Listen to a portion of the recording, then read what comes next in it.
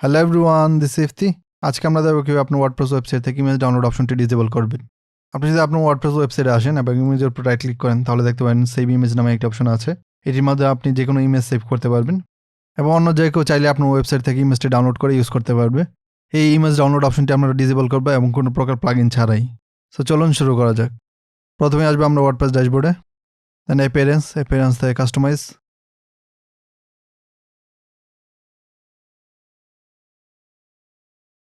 কাস্টমাইজে আসলে এখানে দেখতে পাবেন এডিশনাল সিএসএস নামে একটি অপশন রয়েছে। এডিশনাল সিএসএসে যাব আমরা।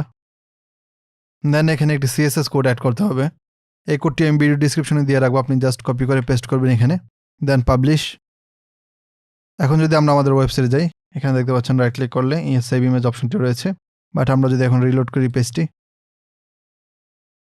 এবং এখন ইমেজটি সেভ করার ট্রাই করি, দেখতে পাচ্ছেন এখানে কোনো সেভ ইমেজেস নামে কোনো অপশন নেই এবং এটি না যে কোনো প্রকার ইমেজ, আপনার ওয়েবসাইটের সকল প্রকার ইমেজই এখন ডিসেবল হয়ে গেছে ডাউনলোড অপশনটি। এইভাবেই আপনি আপনার ওয়ার্ডপ্রেস ওয়েবসাইটে ইমেজ ডাউনলোড অপশনটি ডিসেবল করতে পারবেন। ভিডিওটি ভালো লাগলে অবশ্যই লাইক দিবেন, কোনো কোশ্চেন থাকলে কমেন্ট বক্সে জানাবেন। দেখা হবে পরবর্তী ভিডিওতে। আল্লাহ হাফেজ।